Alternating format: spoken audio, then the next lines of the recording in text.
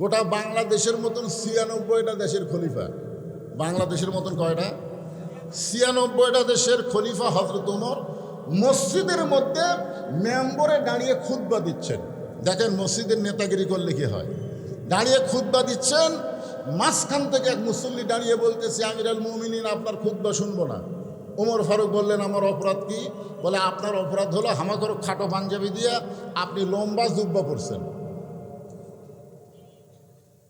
কি কন? মসজিদে আপনার ডান পাশে একজন দাঁড়াচ্ছে, উনি সুদ খায়। আপনার ডান পাশে নামাজ পড়তে তুই সুদ খা। সালাম ফেরানোর সাথে সাথে ওর হাত ধরে বললেন, কে রে ভাই, তুই যে আমার পায়ের গোড়ালির সঙ্গে গোড়ালি মিল করে নামাজ পড়লি, তুই যে সুদ খাস। যেই কষে তুই তখন কি করবি? খালি কবি মসজিদ না হলে, খালি মসজিদ না হলে তো সাইজ খন্ড রে। কিন্তু আল্লাহর ঘর মিথ্যা বলা যাবি না ভাই। আসলেই খাই, আসলেই খাস। ১ টাকা খাস, মায়ের সঙ্গে ৪২ বার জিনা করার গুনাহ হয়। সুদ খাবো? সুদ যদি খাস মসজিদে ঢুকিস না, আর মসজিদে ঢুকলে সুদ খাবি না। কোনটা করবি কর? কারণ হাতটা বলবে আজ থেকে আর সুদ খাবো না, কারণ মসজিদ আইন চলে কার?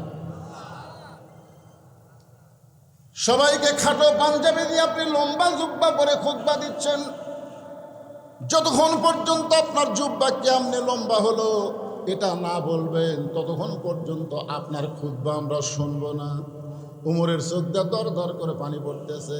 এমন সময় আব্দুল্লাহ ইবনে ওমর ফারুকের পাশে গিয়ে বলতেছে, রে নবীর সাহাবীরা, তোমরা খাটো পাঞ্জাবি হলেও তো তোমরা নতুন পোশাক পরে নামাজ পড়তে আইছো, কিন্তু আমার দিকে তাকায় দেখো, আমার পরনে নতুন কোনো কাপড় নাই। ওসমান গনি বলে, আব্দুল্লাহ, আজকে জুমার দিনে তুমি নতুন কাপড় না পরে তুমি পুরাতন কাপড় কেন পরলে? আব্দুল্লাহ বলতেছে, আমি যদি আজকে নতুন কাপড় পরতাম তাহলে আমার বাবার জুব্বা লম্বা হতো না। দুনিয়ার সবাই যখন ঘুমাইছে তখন আমার বাবা চুপি চুপি আমার দরজায় গিয়ে ডাকতেছে, আব্দুল্লাহ। আব্দুল্লাহ বলে, আমি দরজা খুলে তাকায় দেখি বাবার হাতে একটা পাঞ্জাবি। আমি আশ্চর্য হয়ে বললাম, বাবা, বাইতুল মাল থেকে আমার একটা পাঞ্জাবি দিছে, আর একটা গভীর রাত্রে দিবার আইছেন। সঙ্গে সঙ্গে ওমর ফারুক আল্লাহর কোরআন তেলাওয়াত করলেন, ইন্নাল্লাহা ইয়ামুরুকুম আন তুআদ্দুল আমানাতি ইলা আহলিহা ওয়া ইযা হাকামতুম বাইনান নাস আন তাহকুমু বিল আদল। আব্দুল্লাহ রে, একটা পাঞ্জাবি পাইছিস, আর একটা দিবার আসিনি বাবা, এইটা আমার ভাগে পড়েছে। এখন তুই বল, এই খাটো পাঞ্জাবি পরে আমি কেমনে খুতবা দেই? তোর পাঞ্জাবিটা আমাকে দান করে দে। আব্দুল্লাহ বলে, গভীর রাত্রে আমার পাঞ্জাবি আমার বাবাকে দান করে দিয়া বাবার পিছনে পিছনে রওনা দিলাম। বাবা ঘরের মধ্যে ঢুকে তার পাঞ্জাবি আমার পাঞ্জাবি একত্র করে বাবা লম্বা জুব্বা পরে খুতবা দেয়। এখন বলো, বাবার খুতবা শোনা যায় কি না যায়? সমস্ত সাহাবেরা কান্দের বলে, আল্লাহর কোরআন দিয়ে যখন রাষ্ট্র চলবে, এমন ভালো মানুষকে মুসলমানেরা নেতা হিসাবে দেখতে পাবে। আল্লাহর কোরআন দিয়ে যখন রাষ্ট্র চলবে, তখন যা ইচ্ছা তাই করার কোনো সুযোগ। রাসূল মসজিদে কুবা নির্মাণ করলেন মদিনায় গিয়া, কারণ আল্লাহ কোরআনে বলেছেন, আল্লাযীনা ইম্মাক্কান্নাহুম ফিল আরদ আকামুস সালাত। মুসলমানের মধ্যে কাউকে যখন ক্ষমতা দেওয়া হবে, তার ১ নম্বর দায়িত্ব হলো নামাজ কায়েম করা। আমাদের বাংলাদেশে নামাজ আছে কিন্তু কায়েম নাই। ধরে কারণ কি নাই? কায়েম নাই। কারণ নামাজ কায়েম হলে 3টা পুরস্কার আপনি সাথে সাথে পাবেন। 3টা পুরস্কার কি পাবেন? সাথে সাথে পাবেন। 1 নম্বর পুরস্কার হলো ইন্নাস সালাতা তানহা আনিল ফাহশাই ওয়াল মুনকার। একমাত্র নামাজই পারে মানুষকে যাবতীয় বেহুদা এবং খারাপি কাজ থেকে দূরে রাখতে। আপনার যুবক ছেলের হাতে যতই মোবাইল থাক, আপনার কোনো টেনশন থাকবে না। ও যদি 5 ওয়াক্ত নামাজ পড়ে, তাহলে আপনি বিশ্বাস করবেন ও খারাপ কিছু দেখবে না। খারাপ কিছু দেখতে গেলেই ওর ঈমান বলবে, কেউ না দেখলেও আমার আল্লাহ দেখতেছে। ধরে কোন কথা ঠিক কিনা? হ্যাঁ, আজকে যুবকদের হাতে মোবাইল, ওরা যদি বেনামাজি হয়, এদের চরিত্র ধ্বংস হয়ে যাচ্ছে, এদের যৌবন নষ্ট হয়ে যাচ্ছে। এই জন্য আগে আমাদের বাংলাদেশে কোরআনের শাসন আসলে নামাজ কায়েম হবে। ধরে কোন কথা ঠিক কিনা?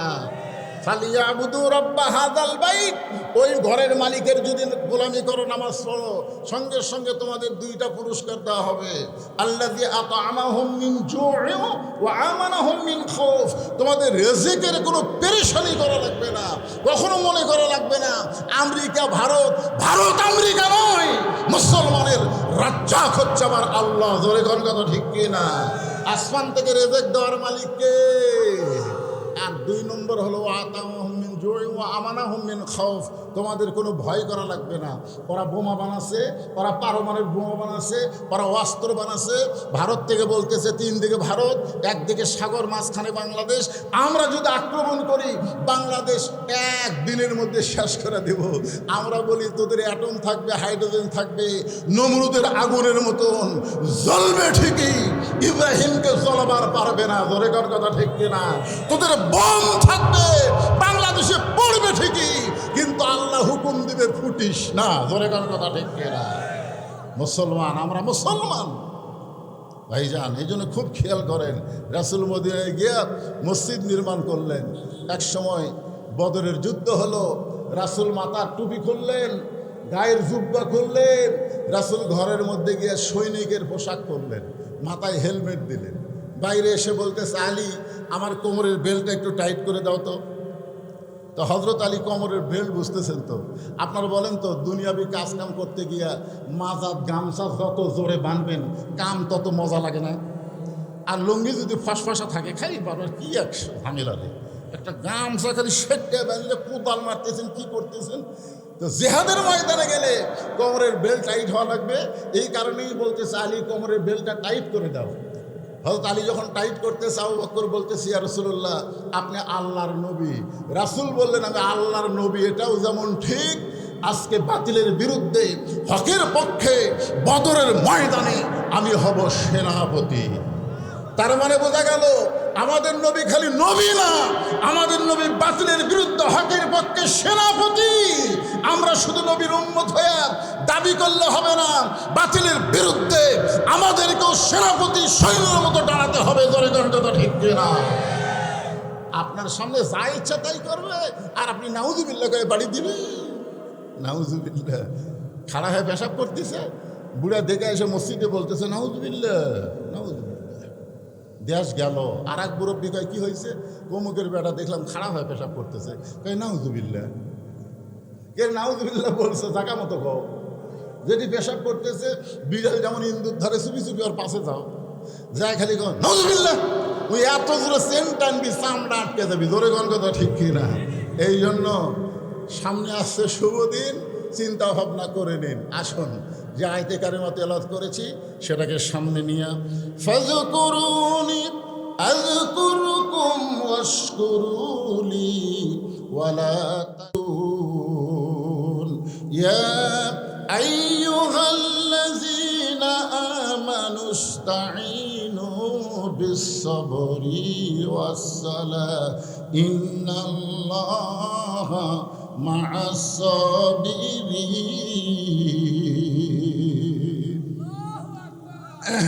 আল্লাহ বলতেছে, তোমরা আমার জিকির করো, আমিও তোমাদের জিকির করব। তোমরা আমার শুকর গুজারি বান্দা হও, তোমরা কুফরি করো না। রে আমার ইমানদার বান্দারা, আমার কাছে যদি কিছু পাবার চাও, কিছু যদি তোমরা চাও, আস্তাইনু, যদি তোমরা কিছু পাবার চাও, তাহলে বিসবরি ওয়াসসালাহ, ধৈর্য আর নামাজের ভিতর দিয়া চাও। যে আয়াতে কারিমা পড়লাম তার বাংলা অর্থ আপনাদের শোনাই দিলাম। এখন আসেন, হোসাইন বলতেছে, আমার নানা শুধু বিশ্ব নবী না, আমার নানা হলো বিশ্ব নেতা। যেরকম বিশ্ব নেতা, যে দিকে যাবেন সেই দিকে আমাদের নবী আছে না নাই? যেরকম আছে না নাই? আপনি দেখেন তো বাংলাদেশের যত নেতা আছে, এইগুলো নেতা দেখবেন বাহিরে ভালোই নেতা, কিন্তু বউয়ের কাছে ভালো। একদিন নবীর 9টা বউ, একটা বউ না, একই টাইমে নবীর 9টা বউ ছিল। 9টা বউ একত্র হয়ে নবীকে বলল, নবী গো, আমাদের 9 জন বিবির মধ্যে আপনি সবচাইতে বেশি ভালোবাসেন কাকে? তো নবী তো চিন্তাত পড়ে গেছে যে এখন যদি বলি উমুককে বেশি ভালোবাসি, তাহলে এর মধ্যে গন্ডগোল শুরু হবে। জোরে কোন কথা ঠিক কিনা? তো আল্লাহ রাসূল বললেন, এমন এক কঠিন প্রশ্ন করছো যেটা আজকে আমি বলতে পারবো না, এটা আগামীকাল সকালে বলবো। এই কথা নবী বলে বউদেরকে বললেন, তোমরা যাও। রাত যখন গভীর হয়ে গেছে, নবীর চোখে তার ঘুম নাই, কারণ সকালে তো বলা লাগবে। এখন নবী এক টোপলা খেজুর নিয়ে আয়সার ঘরে গিয়ে বলতেছে, আয়সা বলে, হুজুর আমি জানি আপনি আমাকেই বেশি ভালোবাসেন। রাসূল বলে, ভালোবাসার কথা বলবো সকালে, এখন তোমাকে 2টা খেজুর দিলাম, তুমি যেন কাউরে খেও না। হাফসার ঘরে ডাক দিয়ে বলতেছে, হাফসা তোমারে 2টা খেজুর দিলাম, তুমি যেন কাউরে খেও না। ময়মুনার ঘরে ডাক দিয়ে বলতেছে, তোমারে 2টা খেজুর দিলাম, তুমি যেন কাউরে খেও না। উম্মে সালমার ঘরে ডাক দিয়ে বললেন, তোমারে 2টা খেজুর দিলাম, তুমি কাউরে খেও না। জয়নাবের ঘরে ডাক দিয়ে বললেন, তোমারে 2টা খেজুর দিলাম, কাউরে খেও না। প্রত্যেকটা বিবির ঘরে যায় 2টা করে খেজুর দিলেন, আর শর্ত দিলেন কাউরে দান খেও না। পরদিন সকালবেলা 9 বউ ঘিরে ধরে বলতেছে, হুজুর এখন বলেন কাকে সবচাইতে বেশি ভালোবাসেন? আল্লাহ রাসূল বললেন, গত রাত্রে যাকে 2টা খেজুর দিছি তাকে সবচাইতে বেশি ভালোবাসেন। সব বউ খালি মাথা ঝোঁকায় আর কেন। তাহলে স্বামী হিসাবে আমাদের নবী কয় নম্বর? আমার বাবা হিসাবে কয় নম্বর? নানা হিসাবে কয় নম্বর? গরিব হিসাবে কয় নম্বর? আবার খাদিজার কাছে যদি শোনেন, তাহলে একজন কর্মচারী হিসাবেও নবী ছিলেন 1 নম্বর। সব দিকে নবীকে 1 নম্বরে পাওয়া গেছে, যার কারণে আল্লাহ বলেছেন, লাকাদ কানা লাকুম ফি রাসূলিল্লাহি উসওয়াতুন হাসানা। সফলতা যদি অর্জন করতে চাও, তাহলে দুনিয়ার সবাইকে বাদ দিয়া মুহাম্মদ রাসূলকে তোমাদের আদর্শের নেতা হিসাবে গ্রহণ করে না। তাহলে আমাদের আদর্শের নেতার নাম কি? মুহাম্মাদুর রাসূলুল্লাহ সাল্লাল্লাহু আলাইহি সাল্লাম। হোসাইন বলতেছে, রে ইয়াজিদের সামসারা, আমার বাবা যদি শুধু বিশ্ব আলেম হতো, তাহলে বিশ্ব বীরকে তোমরা শুধু বলতেছো হোসাইন তোমার বাবা হলো বিশ্ব আলেম। আমার বাবা শুধু বিশ্ব আলেম নয়, আমার বাবা হলো বিশ্ব বীর। সুবহানাল্লাহ। আপনাদেরকে আমি বলতেছি, হযরত আলী কি শুধু আলেমই ছিল? আলেম হিসাবে কেমন ছিল? একদিন সাহাবীদেরকে নিয়ে রাসূল খাওয়া দাওয়া করতেছেন, খুরমা খেজুর। তা আল্লাহ রাসূল হযরত আলীর ইলম পরীক্ষা করার জন্য খুরমা খেজুর খাচ্ছে, আর বিচিটা খফ করে আলীর সামনে রাখতেছে। খেজুর খাচ্ছে আর বিচি রাখতেছে আলীর সামনে। এক সময় খেজুর খাওয়া শেষ হলে রাসূল বললেন, সাহাবীরা দেখো আমার আলীর পেটে এত খিদা লাগছে, একলাই কতকগুলো খেজুর খাচ্ছে, মুখের সামনে বিচি ঠিক। হযরত আলী দাঁড়িয়ে বললেন, আসলেই তাই, আমার পেটে একটু খিদা বেশি লাগছে। কিন্তু আপনাদের কাছে আমার প্রশ্ন হলো, খিদা কার বেশি, যে বিচি বার করে খায় না বিচি সহ খায়? দেখো নবীর সামনে একটা বিচিও নাই, তার মানে এত খিদা লাগছে, বিচিটা যে বার করবি এটাই মো পায়নি। সঙ্গে সঙ্গে রাসূল বললেন, আনা মাদিনাতুল ইলমি ওয়া আলী বাবুহা, আমি হচ্ছে ইলমের শহর, আলী হচ্ছে তার দরওয়াজা। ধরে গান সুবহানাল্লাহ। তাহলে জ্ঞানের দিক দিয়ে রাসূল বলেছেন, আমার 4 জন সাহাবী 1 নম্বর। নরমে 1 নম্বর হলো আবু বকর, গরমে 1 নম্বর উমর, সম্পদে 1 নম্বর ওসমান, আর জ্ঞানে 1 নম্বর আলী। তাহলে ইয়াজিদের চামচারা কি বলতেছে? তোমার বাবা হলো সবচাইতে বড় জ্ঞানী। শুধু জ্ঞানী স্বীকার করেছে, কিন্তু তোমার বাবা সবচাইতে বড় বীর এই কথাটা স্বীকার করে নাই। কেন? হযরত আলী যে বড় বীর ছিলেন এ ব্যাপারে কি সন্দেহ আছে নাকি? তার ডিগ্রি হলো, ম্যাক করলে বৃষ্টি হবে না তো? আল্লাহ আজকে রাত 12টা পর্যন্ত এই এলাকায় বৃষ্টি দিও না আল্লাহ। সবাই বলেন আমিন। সবাই বলে আল্লাহুম্মা আমিন। কয়েকদিন হলে যে বৃষ্টি হচ্ছে, তা আমার ভাই আমার কানে কানে বলতেছে, আসমানে কঠিন ম্যাক করছে, তো একটু চাদরটা দেন। তো চাদর কালেকশন করতে কয় মিনিট লাগবে? না না, ওয়াজটা আমি কোরআন আমার সামনে, আপনার বসে থাকলে আমি উঠে যাবো, সেই বক্তা আমি না। আপনার হক চিনেন না? এ জোরে গান চিনেন কি চিনেন না? তো চিনেনি তো, তো আপনারা বসে থাকবেন আর আমি উঠে চলে যাবো, সেই বক্তা নাকি আমি? কেবল ওয়াজ সাইজ করতেছি, ইতিমধ্যে কানে কানে বলে দিচ্ছে, এই চাদর পাটির, এই চাদর পাটির তাড়াতাড়ি নামো। ভাইজান, আপনাদের কাছে ছেলেরা গেলে 10 টাকা 20 টাকা 50 টাকা 100 টাকা দিবেন, আল্লাহ রাস্তায় ফাঁকি দিবেন না, দিবেন, যাই পারেন দিবেন। কারা কারা দিবেন একটু হাত তোলেন তো দেখি। যারা যারা দিবেন, এই 10 টাকা নয় আপনাদের কাছে, হাত তোলে না। কে এই কে তোলো না হাত রে? মাশাল্লাহ মাশাল্লাহ, সবাই দিবে ইনশাআল্লাহ। হ্যাঁ, দেন আপনাকে, এই ছাত্ররা কোথায়, যাও ভিতরে যাও, ব্যাগ পার্টিরা মা বোনদের কাছে যাও, মা বোনদের ওয়াজত কেবল যাচ্ছি। ফাতেমা তো জোহরা, ওরা শুধু বলছে খাতুনে জান্নাত। এদিদের চামচারা কি বলছে, খাতুনে জান্নাত, কিন্তু জোহরা বলেনি।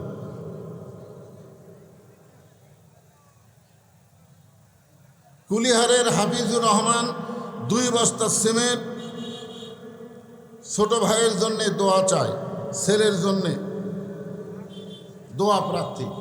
2 বস্তা সিমেন্ট দান করছে আল্লাহ। আপনারা ওটা বসা করলেন কেন? বৃষ্টি কি আছে? আরে হ্যাঁ,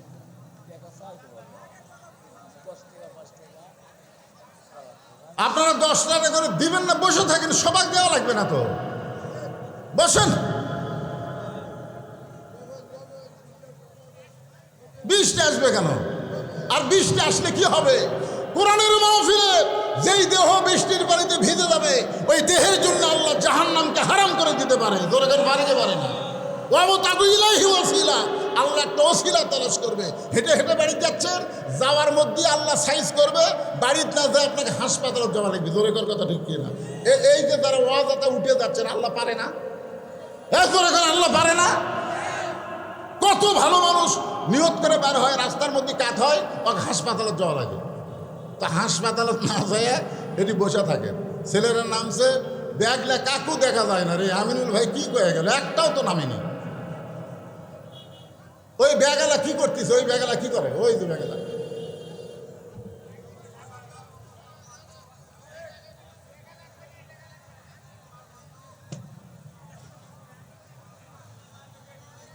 এই কি না নামছে ওটা? কি রে বাক্স? এক জায়গায় 2 দিন কেন? পিছন দিকে যাও, পিছন দিকে যাও।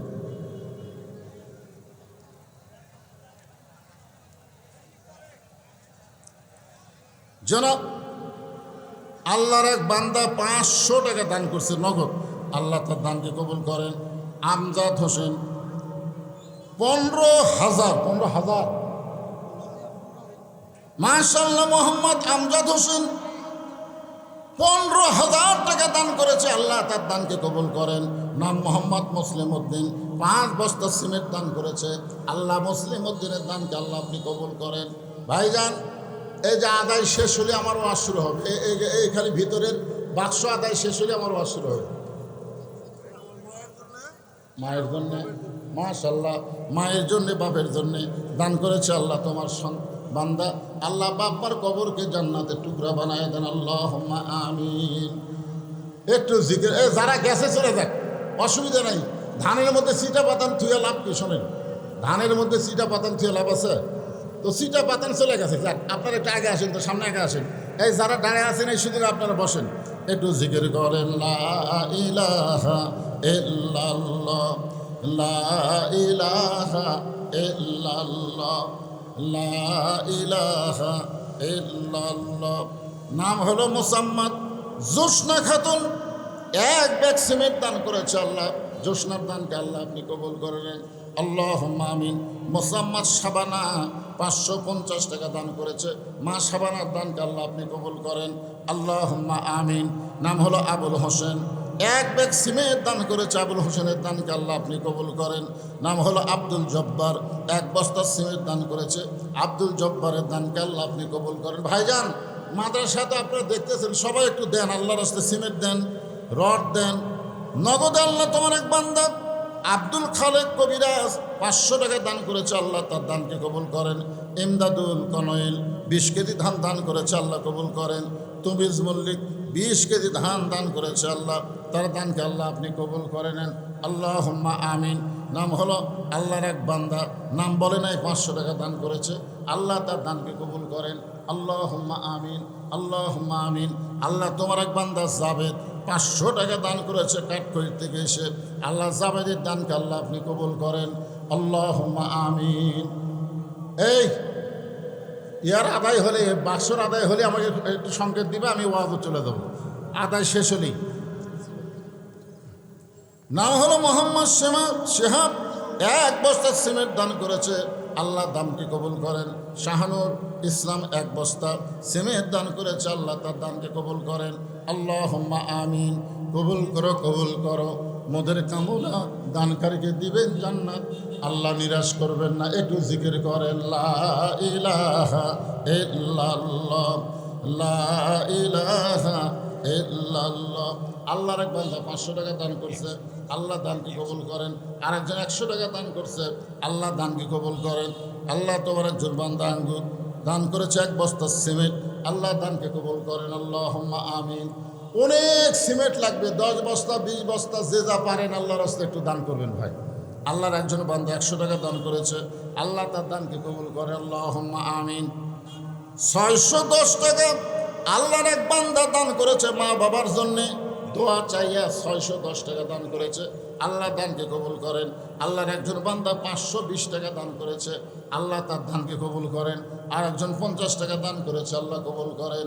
আল্লাহুম্মা আমিন।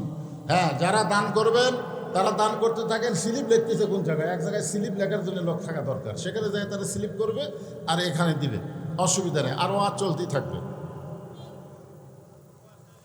লষ্ট কি ওয়াজ, কি লষ্ট? মিন শাররিল ওয়াসওয়াসিল খান্নাস। শোনেন, সবচাইতে বড় ওয়াজ কি? যারা দান করলো। দান করা মানে আখেরাতকে বিশ্বাস করা। আর আখেরাতের প্রতি বিশ্বাস না থাকলে দুনিয়া, খালি দুনিয়া দুনিয়া করে কোনো লাভ হবে না। তো আল্লাহ কোরআনে বলেছেন, বালতু সিরুনাল হায়াতাদ দুনিয়া ওয়াল আখিরাতু খায়রুন ওয়া আবকা। এই মাদ্রাসা সরকার কোনো টাকা দিবে না, যে বিল্ডিং এর কলম তুলে ধরছে, এই বিল্ডিং এর ছাদ আপনাকে করে দেওয়া লাগবে, বুঝলেন না? মাশাআল্লাহ। কে ভাই রে? কাছে থাকলে হাতের সাথে হাত লাগাতাম ভাই। হ্যাঁ, শোনো কলজা ভাই রে। আল্লাহর একজন বান্দা 1000 টাকা দান করেছে, আল্লাহ তার দানকে কবুল করেন। আল্লাহুম্মা আমিন। আল্লাহ কোরআনে বলেছেন, ইকরা বিইসমি রাব্বিকাল্লাযী খালাক। প্রথমেই রাসূলকে বলেছেন পড়ুন, পড়ুন। রাসূল বলেছেন পড়বো না, পড়বো না। ফেরেশতা জিবরাইল বলেন, কেন পড়বেন না? বলে, পড়তে বললে আমি পড়বো না, আগে জানা লাগবে পড়ার সাইজ কি। সঙ্গে সঙ্গে বললেন, বিইসমি রাব্বিকাল্লাযী খালাক। যে পড়ার মধ্যে আল্লাহ আছে, আল্লাহ। এই কোরআন শরীফের মধ্যে কার পড়া? এটা কার পড়া? আল্লাহর পড়া। আল্লাহর একজন বান্দা 300 টাকা দান করছে, আল্লাহ কবুল করেন। আল্লাহর একজন বান্দা 500 টাকা দান করছে, আল্লাহ কবুল করেন। আর একজন আল্লাহর বান্দা, নাম হলো আব্দুর রশিদ, 2 বস্তা সিমেন্ট দান করেছে, আল্লাহ তার দান কবুল করেন। আল্লাহুম্মা আমিন। আপাতত আর দিয়ে না, আমাকে আর দিয়ে না, একটু ওয়াজ করি। কি কন? একটু ওয়াজ না করলে মানুষজন আবার কিসের ম্যাক করলো, বৃষ্টি নাই, কিছু নাই।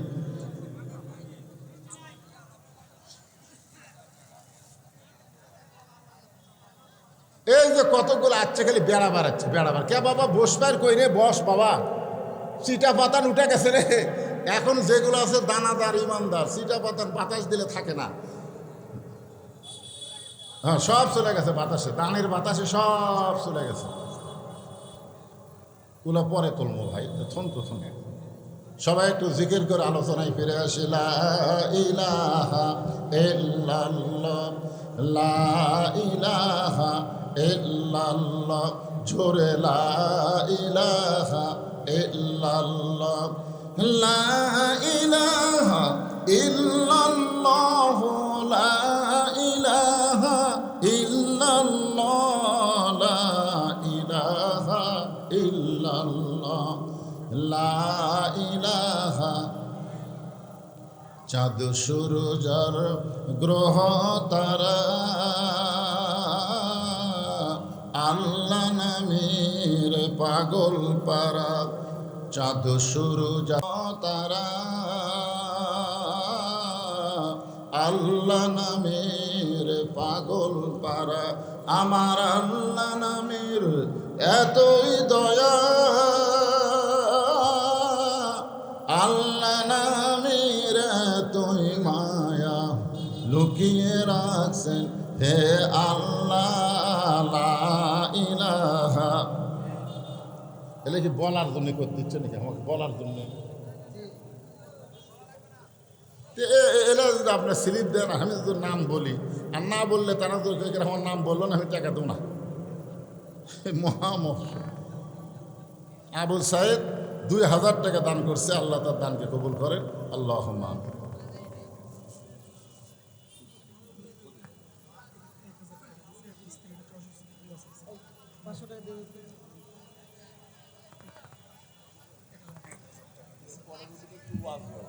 হ্যাঁ, আপনি এই জায়গাত আমি এই বছর প্রথম আছি, আমি কি আদায় করি না? ওয়াজ জমালিয়া মানুষের খোরাক দিয়া তারপরে একটা টান মারি তো। একুর থেকে আমিনুল ভাই এসে কানে কানে বোধ বোধ করলেন যে ম্যাঘ আছে, বৃষ্টি হবে।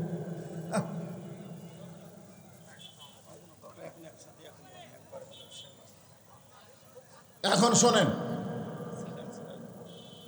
আমার মায়েরা বোনেরা অনেক কষ্ট করে এসে বসে আছে, অনেক কষ্ট। আর আপনারা তো দৌড় মারলেন বাড়ির দিকে, একের কথা শুনে বাড়ির দিকে দৌড়। যাক, অসুবিধা নাই। এই যারা দাঁড়িয়ে আছেন তারা একটু বসেন, একটু গুছে আসেন, গুছে আসেন, সামনের দিকে আসেন। এই ফাঁকা টাকা বন্ধ করে সামনের দিকে আসেন না কেন? আপনি দুই জায়গা আপনার জান্নাতে সাক্ষী হবে। যে জায়গায় বসছেন ওই জায়গা হবে, আবার জায়গা পরিবর্তন করে আর এক জায়গায় বসলে এটা জান্নাতের বাগান, যে বোঝেন না? প্রত্যেকটা জায়গা আপনার জন্য সাক্ষী হবে। মসজিদ আল্লাহ রাসূল যেখানে ফরজ পড়ছেন সেখানে সুন্নত পড়েনি। আল্লাহ রাসূল যেখানে সুন্নত পড়ছে সেখানে নফল পড়েনি। সাহাবীরা বলেন, হুজুর জায়গা পাল্টান কেন? বলে প্রত্যেকটা জায়গা আমার জন্য সাক্ষী হবে। নবী যদি সাক্ষীর কথা বলে তাহলে আপনারা জান্নাতের বাগানে জায়গা পরিবর্তন করে সামনে আসে, পিছনে ওরা আবার ফিরে আসে বসবে ইনশাআল্লাহ। হুসাইন রাদিয়াল্লাহু কি বলতেছেন? আমার বাবা শুধু বিশ্ব আলেম না, আমার বাবা হলো বিশ্ববীর। যেই বীর সম্পর্কে ইসলামে বলা হয়েছে আলী আসাদুল্লাহিল গালিব। আলী হচ্ছে ইসলামকে গালিব করার ব্যাপারে আল্লাহর সিংহ। সুবহানাল্লাহ বলেন। আপনারা বলেন তো, প্রত্যেকটা আলেমকে বীর হওয়ার দরকার আছে না নাই? আজকে প্রত্যেকটা মসজিদের ইমাম যদি বীরের ভূমিকা পালন করত, অনেক আগেই বাংলাদেশে কোরআনের আইন চালু হইতো। জোরে কোন কথা ঠিক কিনা? কিন্তু আলেমগুলা জিম্মি হয়ে গেছে। আলেমগুলা এখন এক এক রকম হয়ে গেছে, এক এক দল হয়ে গেছে। সব আলেম এক দল না। একজন মুরব্বী বলেছিল, জীবিত ব্যাং কি ডানি পল্লাত মাপা যাবে? এখন জীবিত ব্যাং যদি ডানি পল্লাত মাপতে চাও, তোলাই যাবে না, একটা তুলতে আর একটা লাভ মারবে।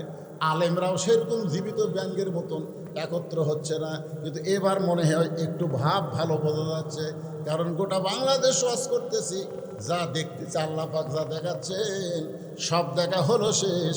আগামীতে আল্লাহর বান্দারা দেখবে কোরআনের বাংলাদেশ। জোরে গান ঠিক কিনা? এই যে মানুষের মনের মধ্যে একটা আশা জাগছে যে সারা জীবন শুধু কোরআনের ওয়াজ শুনলাম, কোরআনটা আসলে বাস্তবে কেমন এইটা একটাবার দেখলে কেমন হয়। কারণ বিএনপির একজন নেতা বলেছিল 2001 সাল থেকে 2006 সালে জামাত ইসলামে দুইজনকে আমরা মন্ত্রিত্ব দিয়েছিলাম।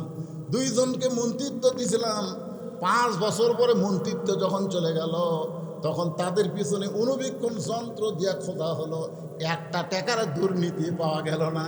তার মানে বোঝা গেল আল্লাহর কোরআন দিয়ে যারা রাষ্ট্র চালাবে তারা কোনোদিন দুর্নীতি করবে না, তারা কোনোদিন বাংলাদেশের টাকা বিদেশে পাচার করবে না। বাংলাদেশ থেকে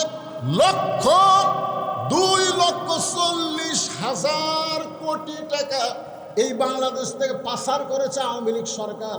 ওই টাকা যদি বাংলাদেশে থাকতো, আমাদের বাংলাদেশ সোনার বাংলাদেশ হয়ে যেত। ধরে কোন কথা ঠিক কি না? ভাইজান একটু মনোযোগ দিয়ে শোনেন। তিহমার প্রান্তরে আল্লাহর নবী যখন আলোচনা করতেছেন, আলী যে আসাদুল্লাহিল গালিব, এটা বোঝানোর জন্য বলতেছি। তিহমা প্রান্তরে নবী যখন সাহাবীদের সামনে আলোচনা করতেছেন, এমন সময় নবীর চোখ দিয়া দর দর করে পানি পড়তেছে। ওসমান গনি বলে, ইয়া রাসূলুল্লাহ, এত সুন্দর আলোচনা করতেছেন হুজুর, কিন্তু আপনার চোখ দিয়ে কেন পানি পড়তেছে? আল্লাহ রাসূল বলে, আল্লাহ পাক আমাকে জানাইলো মক্কার সবচাইতে বড় বীর যার নাম হলো আমর। নামটা খেয়াল করবেন, নাম হলো আমর। কাবা শরীফ সে কসম করে বলেছে, শপথ করে বলেছে, মুহাম্মাদের কাল্লা না কাটা পর্যন্ত আমি দুনিয়ার কোনো খাদ্য খাবো না। সে আমর আমি নবীকে হত্যা করার জন্যে মক্কা থেকে রওনা দিয়েছে, আমি নবীকে হত্যা করার জন্যে। আমরের ব্যাখ্যা হলো, প্রতি সন্ধ্যায় 20 কেজি খাবার খায়, আর জেহাদের ময়দানে যায়, সেই তরবারির ওজন হলো 3.5 মণ। 3.5 মণ ওজনের তরবারি নিয়ে জেহাদের ময়দানে যায়। এখন চিন্তা করেন কত বড় বীর, যেই বীরের তরবারির ওজন হলো 3.5 মণ। সেই 3.5 মণ ওজনের তরবারি কাঁধে নিয়ে কাবা শরীফ স্পর্শ করে আমি নবীকে হত্যা করার জন্য রওনা দিয়েছে। এই জন্যই আমার চোখ দিয়ে দর দর করে পানি পড়তেছে। ওসমান গনি বলে, ইয়া রাসূলুল্লাহ, হুজুর তাহলে আপনি দোয়া করেন, আপনি দোয়া করেন আমর আসার আগেই আল্লাহ যেন আমরের হাত পাও অবশ করে দেয়, যেরকম আমরা দোয়া করতেছি। আল্লাহ গাজার মুসলমানকে তুমি হেফাজত করো, ফিলিস্তিনের মুসলমানকে হেফাজত করো। আমরা যতই দোয়া করি ততই মারি, জোরে কোন কথা ঠিক কি না? আমরা যতই দোয়া করি ততই মারতেছে। এ পর্যন্ত প্রায় ৭৫,০০০ ফিলিস্তিনি মুসলমানকে ওই ইসরায়েল, ওই শয়তানেরা হত্যা করেছে। আপনারা জানেন গোটা পৃথিবী মিলে ইহুদি ইসরায়েলের সংখ্যা হলো মাত্র 1 কোটি। গোটা পৃথিবী মিলে হচ্ছে মাত্র 1 কোটি, আর মুসলমানের সংখ্যা হলো 230 কোটি। মুসলমান যদি খালি পেশাব করে দেয়, ইসরায়েল পেশাবের পানিতে ভেসে যাবে, ধরে কোনো কথা ঠিক কিনা? অথচ দেখেন সেই ইসরায়েলি ইহুদি বাচ্চারা প্রতিদিন মুসলমানকে মারতেছে, আর আমরা দোয়া করতেছি। বাজান একটু খেয়াল করেন, ওসমান গনি বলে, ইয়া রাসূলুল্লাহ, হুজুর আপনি দোয়া করেন আল্লাহ যেন আমরের হাতটাও অবশ করে দেয়। নবী আমার ওসমান গনির কথা মতো সাহাবীদের নিয়ে দোয়া করতে যাবেন। যখনই দোয়া করতে যাবেন, এমন সময় জিবরাইল এসে হাজির। নবীকে বলতেছেন, ইয়া আইয়ুহান নাবিয়্যু হারজিল মুমিনিনা আলাল কিতাল। ওগো নবী, দোয়া দিয়া সব কাম হবে না, দোয়া দিয়া সব কাম হবে না। এখন মসজিদের মুয়াজ্জিন বলতেছে ইমাম সাহেবকে, হুজুর আমাদের গ্রামে চেহারে চুরি বেড়ে গেছে, আপনি একটু এশার নামাজের পরে দোয়া করেন আল্লাহ যেন চোরের হাত থেকে গ্রামকে হেফাজত করে। এখন এশার নামাজ পড়ার পরে ইমাম সাহেব বলতেছে সবাই একটু বসবেন। সবাই বসে গেছে। তো আপনারা কি জানেন না গ্রামে প্রতিদিন চুরি হচ্ছে? বলে হ্যাঁ। এই চোরের হাত থেকে বাঁচার জন্য 3 বার সূরা ইখলাস পড়েন, 1 বার দরুদ শরীফ পড়েন, 7 বার ইস্তেগফার পড়েন।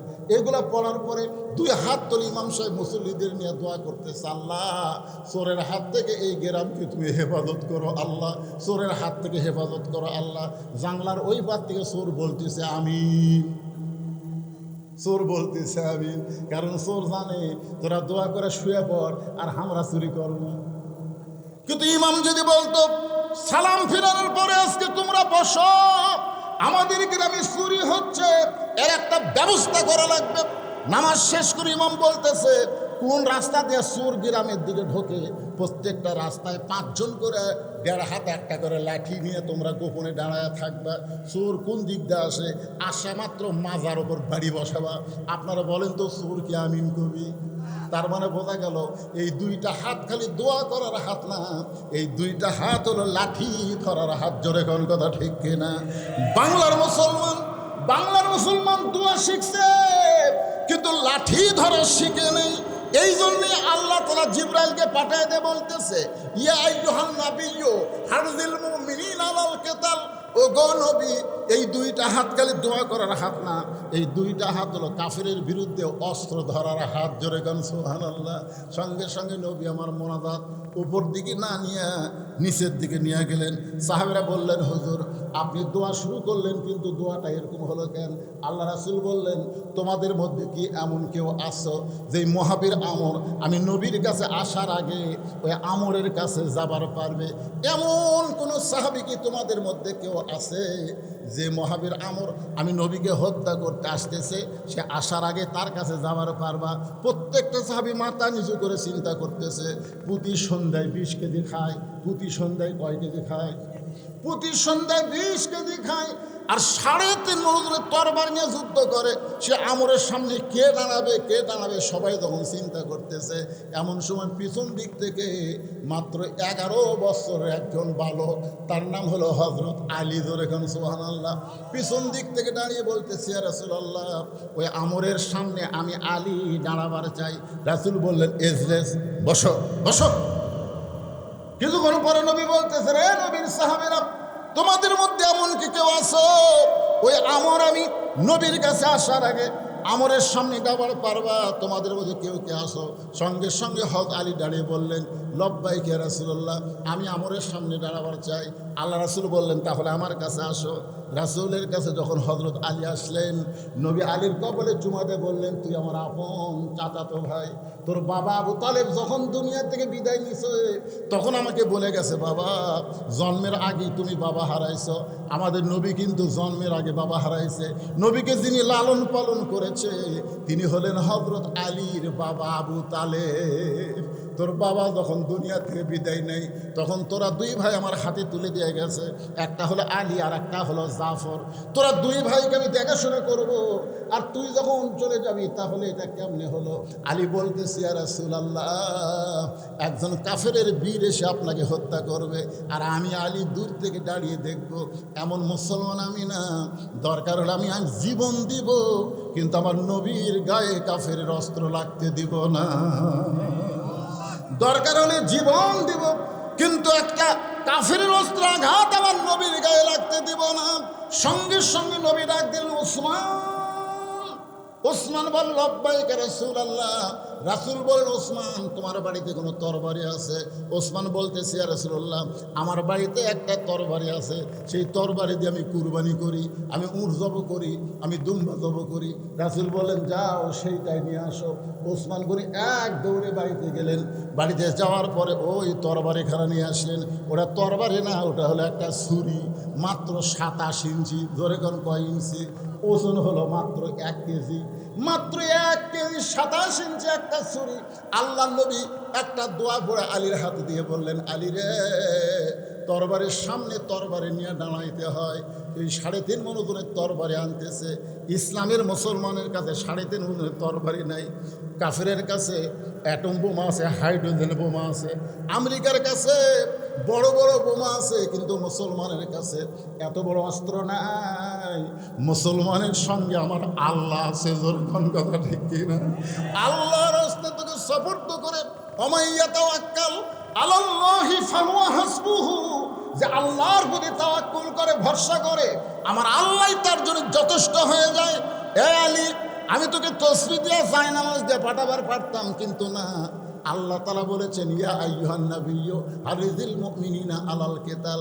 এই জন্যই তোরে আমি এই ছুরিটা দিলাম, যা তুই আমরের সামনে যা। এই কথা বলার সঙ্গে সঙ্গে হযরত আলী মারতেছে দৌড়। পিছন দিক থেকে নবী ডাকতে বলে, আলী রে, তোকে যাবার কইছি, তুই দৌড়াস কেন? আলী বলতেছে, হুজুর, অনেক আগে আমর আপনাকে হত্যা করার জন্য রওনা দিয়েছে, এখন হেঁটে হেঁটে যদি আমি যাই আমরা আরও অনেক অ্যাডভান্স করবে।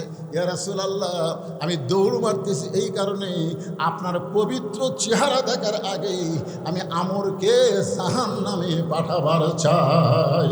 লিল্লাহে তাকবীর। আপনার পবিত্র চেহারা দেখার আগে আমি আমরকে জাহান্নামে পাঠাবার চাই। হযরত আলী এক দৌড় মারলেন।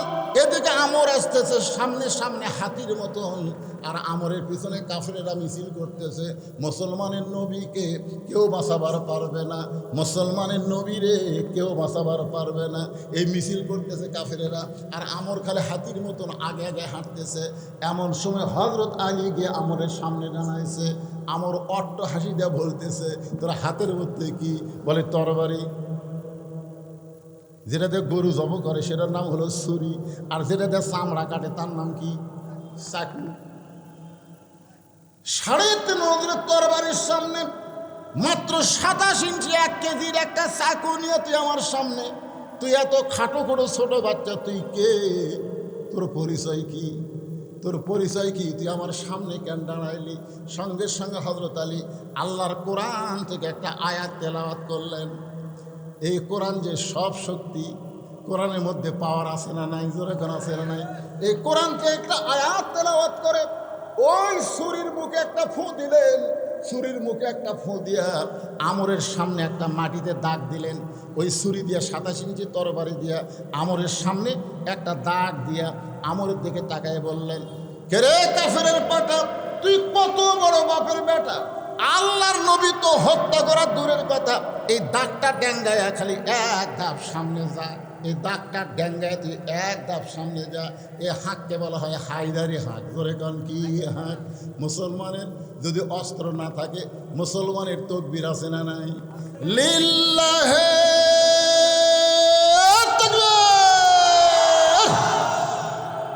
আপনি জানেন এই যে ভারতের গুজরাটে মোদি যখন কষায় ছিল, মোদি যখন প্রধানমন্ত্রী ছিল না, ওই গুজরাটের মুখ্যমন্ত্রী ছিল, ওই সময় মুসলমান আর হিন্দুর একটা দাঙ্গা লাগছিল, আপনাদের মনে আছে? এই দাঙ্গা লাগছে, অনেক মুসলমানকে কিন্তু ওই সারা মোদি মারছে, যার কারণে বলা হয় মোদি কষায়।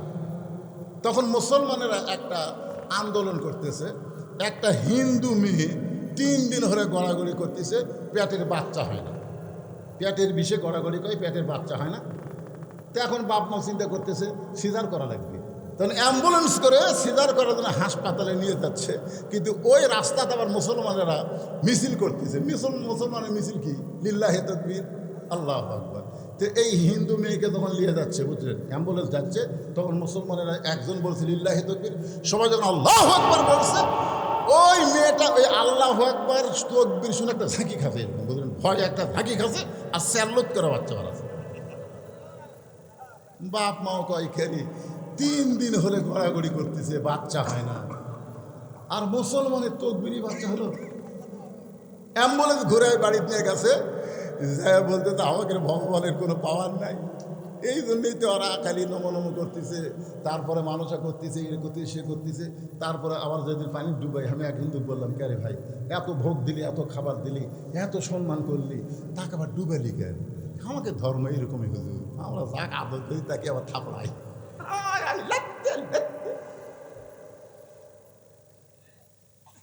এতদিন ভগবান ভগবান করছি, কাম হয় নাই, আজ মুসলমানের তকবীরে বাচ্চা খালাস হয়েছে, আর হিন্দু থাকবো না, গোটা পরিবার নিয়ে সাংবাদিক দেখে মুসলমান হয়ে গেছে। ধরে গেল সুবহানাল্লাহ। মুসলমানের অস্ত্রের নাম হলো তকবীর। কি মনে করতেছেন ওর কি নিংটি খুলে দেবি? জোরে কোন কথা ঠিক না? একবার তকবীর দিয়ে খালি সামনের দিকে দৌড়ালে ওরা বলে সামনে আসবি, গুলি করবি, বেঁকা হয়ে ওর কি লাগবে? বলে রেম ঠিক থাকবি না ভাই যান, একটু খেয়াল করেন।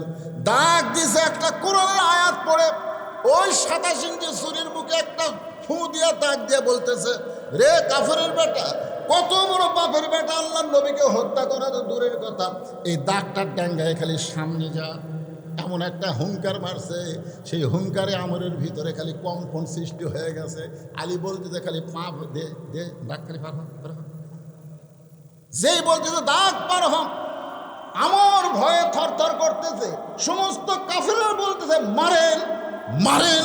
ছোট্ট একটা বাচ্চা এসে আপনাকে কি বলতেছে, আপনি কেন ব্রেক করলেন, আপনি ওকে মারেন। 3.5 বছর তরবারি কান্দে রাখছেন, আপনি মারেন।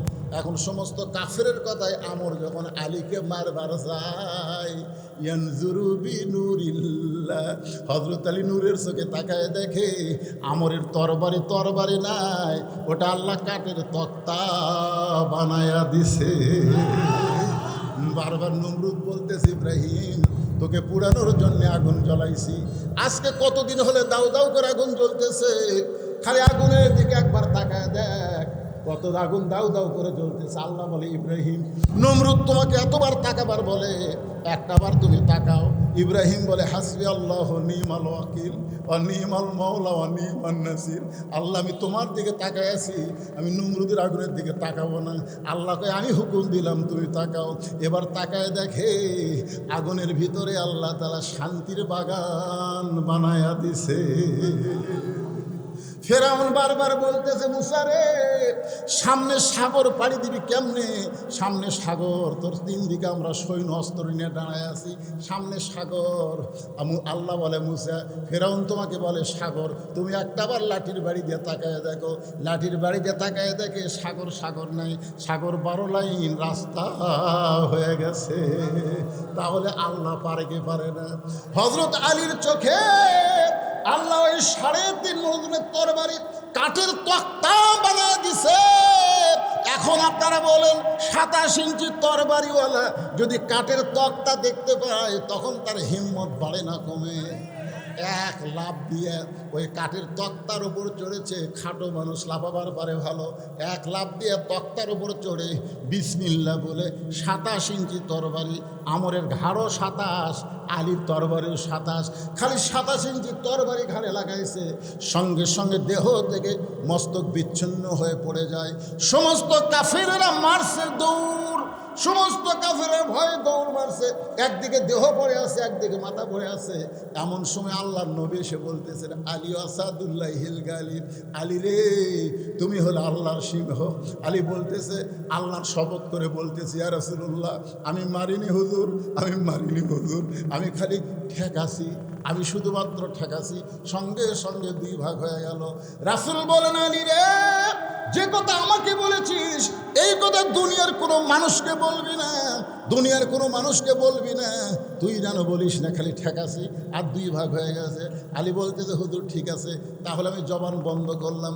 আলী জবান বন্ধ করলো, কামুজ দুর্গের দরজা হ্যাঁচকা টান মাইরা আলী যখন ঢাল বানালো, চিন্তা করে দেখেন যে দরজা খুলতে 100 জন লাগে, লাগাইতে 100 জন লাগে, সেই দরজা হ্যাঁচকা টান মারছে, বাম হাতে ঢাল হয়ে গেছে। সমস্ত কাফেররা ভয়ে দৌড় মারছে।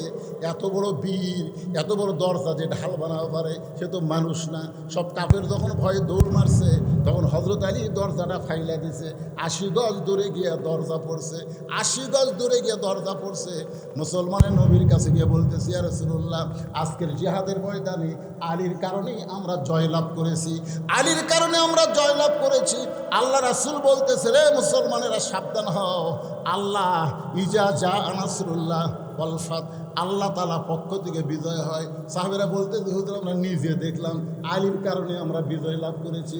কিছুক্ষণ পরে হযরত আলী যখন নবীর কাছে, আলী বলতেছে, ইয়া রাসূলুল্লাহ আমি একটা কামুজ দুর্গের দরজা হ্যাঁচকা টান মারছি, দরজা হাতের মধ্যে আইছে, ওরা ভয়ে দৌড় মারছে, আমি দরজা ফেলা দিতে 80 গজ দৌড়ে গিয়ে পড়ছে। রাসূল বলে সত্য? আলী বলতেছে 100 বার সত্য। রাসূল বলতেছে, আলী চিন্তা ভাবনা করে বলো। আলী বলতেছে, হুজুর আপনি যদি বিশ্বাস না করেন তাহলে আমার সঙ্গে কষ্ট করে একটু চলেন। নবী বলতেছেন চলো যাই। আগে আগে আল্লাহর নবী, পিছনে পিছনে আলী হাঁটতেছে। দরজার কাছে গিয়ে বলতেছে, আলী এই দরজা নাকি? বলে হ্যাঁ। তাহলে তুমি কি করছো? বলে ওই দরজা টান মারছি, কামুজ দুর্গের দরজা হ্যাঁচকা টান মারছি, দরজা খুলে হাতত আইছে, ওরা ভয়ে দৌড় মারছে, ফেলা দিছে, 80 গজ দূরে গিয়ে পড়েছে। আল্লাহ রাসূল বলে ঠিক আছে, একটু আমারে উঠাইয়া দেখাও। হযরত আলী দরজার কাছে যায়, দরজা তুলতে পারে না, নিজে নড়ে কিন্তু দরজা নড়ে না। রাসূল বলে, আলী রে খবর কি? বলে হুজুর কি দেখতেছি, এই দরজা যে আমি আর নড়াবার পারতেছি না। রাসূল মুস্কি হাসিতে বলে, আলী রে তুমি একদিন আমাকে বলেছিলে আমি আমরকে মারি নাই, আমি আমরকে মারি নাই, খালি ঘাড়ে ঠেকাইছি, আর সঙ্গে সঙ্গে 2 খণ্ড হয়ে গেছে। তুমি জানো আলী, আল্লাহ রাস্তায় কোনো বান্দা যখন জিহাদ করতে বের হয়, ওই বান্দা তখন একলা থাকে না, ওই বান্দার সঙ্গে আল্লাহর কুদরতি পাওয়ার থাকে। তুমি যখন হ্যাঁচকা টান মারছে কামুজ দুর্গের দরজা, তখন তোমার সঙ্গে আল্লাহ ছিল, তোমার হাতের মধ্যে আল্লাহর কুদরতি পাওয়ার ছিল। তুমি যখন দরজা ফেলে দিছে, তখন তুমি একলা ফেলে দাও নাই, তোমার সঙ্গে আল্লাহর কুদরতি পাওয়ার ছিল। এখন তুমি একলা হয়ে গেছো, এখন নিজেই নড়তেছো কিন্তু দরজা নড়াবার পারতেছো না। এই জন্যে ভাইজান, আমরা বাতিলের বিরুদ্ধে যখন লড়াই করতে যাব, আমরা ভারত দেখব না, আমরা আমেরিকা দেখব না, আমরা দেখব আমাদের আল্লাহ আমাদের সঙ্গে আছে। ওহুয়া মাকুম আইনামা কুনতুম, জোরে বলেন আল্লাহু আকবার। এখন কি দোয়া পড়ে ওই তরবারির মুখে হযরত আলী পড়ে মাটিতে দাগ দিল, এই দোয়াটা আল্লাহর কোরআনের মধ্যে আছে। এই আয়াতটা আমি আপনাদের শিখাই দিলে আপনারা খালি দোয়া পড়ে পানি ছিটাবেন, দোয়া পড়ে চাউল ছিটাবেন, দোয়া পড়ে এরকম দাগ দিবেন, দরজা খুলে ঘুম পাড়বেন, বাড়িতে কোনোদিন চোর ডাকাত ঢুকতে পারবে না। এই দোয়াটা আমাদের সকলের জন্য জানার দরকার আছে না নাই? দরকার আছে না নাই? আমি অবশ্যই দোয়া বলবো। কোরআন আমার সামনে, আমি যে ওয়াজটা ধরে আগামীকাল পর্যন্ত বাঁচার কোনো গ্যারান্টি আমার নাই, কিন্তু আমার মা বোনদের জন্য এখন পর্যন্ত একটা লাইন ওয়াজ করতে পারি নাই। হোসাইন বলতেছে, রে ইয়াজিদের সামসারা, আমার মা শুধু খাতুনে জান্নাত না, আমার মা হলো ফাতেমা তো জহুরা, ফাতেমা তো জহুরা। আমার মায়েরা শুনে নেন, নবী একদিন ঘরের মধ্যে ঢুকে ফাতেমাকে ডাক দিয়ে বললেন, ফাতেমা তোমার কি কখনো মনে হয় তুমি জান্নাতে যাবে?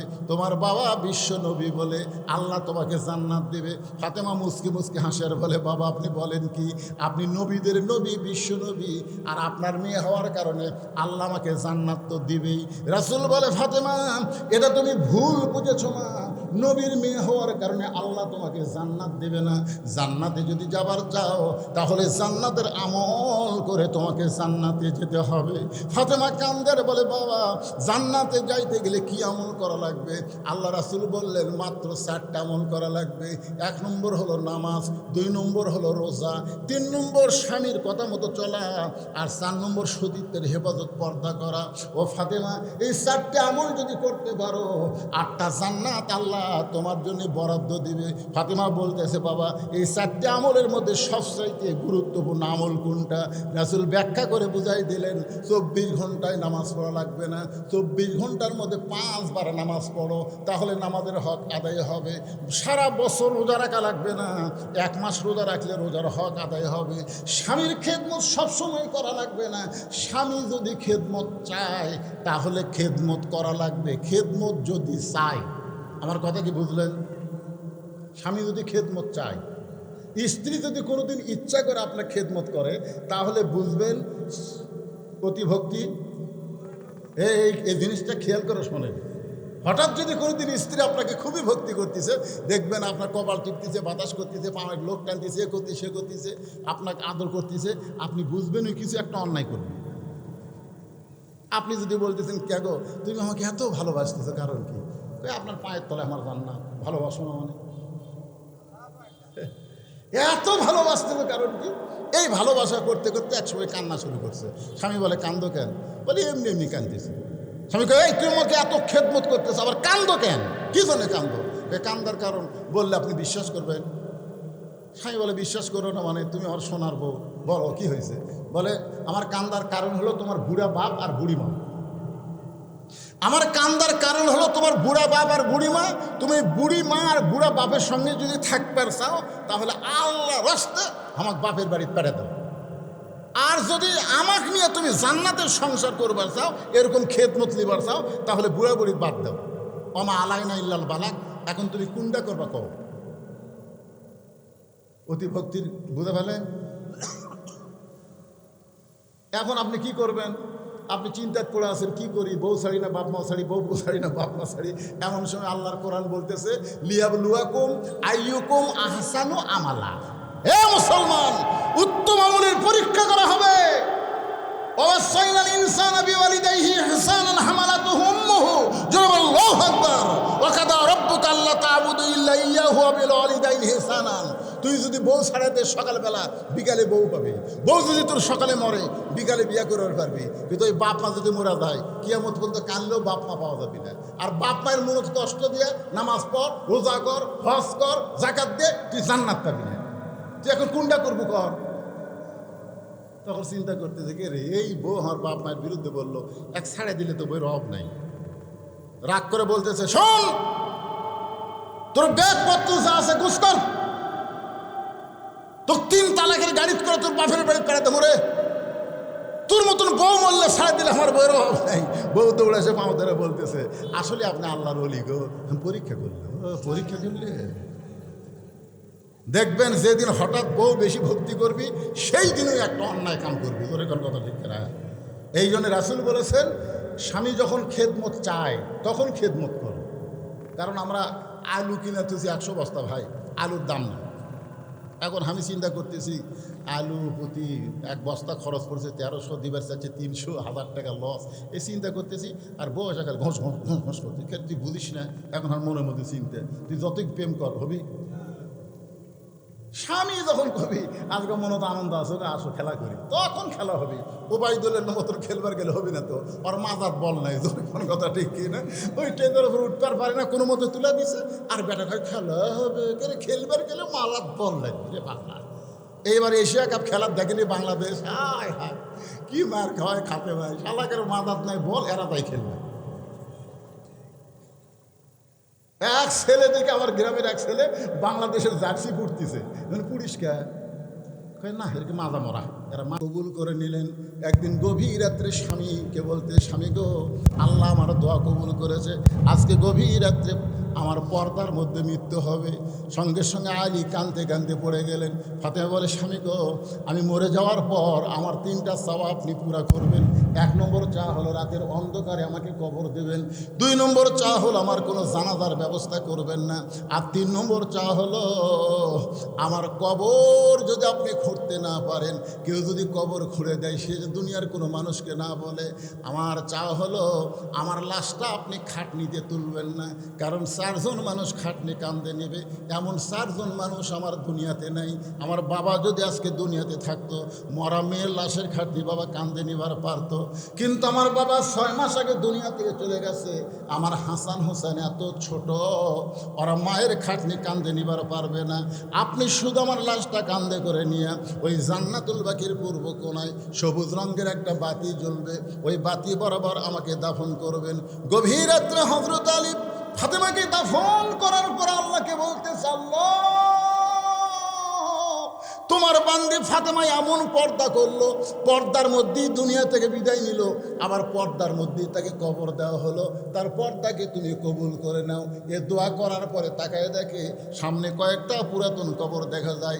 এইমাত্র যেই কবর দিতে হযরত আলী নতুন, ফাতেমার সেই কবর নাই। নতুন কবর গেল কোন জায়গায়?